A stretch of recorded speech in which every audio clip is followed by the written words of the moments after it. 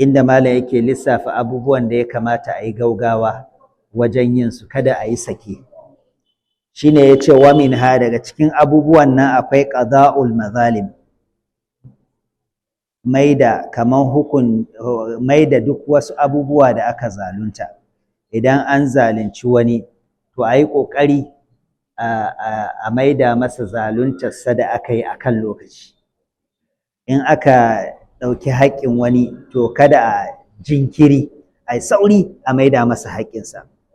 Kuma shugabanni ko waɗanda suke magabata, idan al'amari ya zo masu na wani haƙƙin wani da aka taushe, to su yi ƙoƙari kada su ɗaga ƙafa, kada su jinkirta, a ranan a wannan lokacin su nemi su maida ma wanda aka zalunta haƙƙinsa.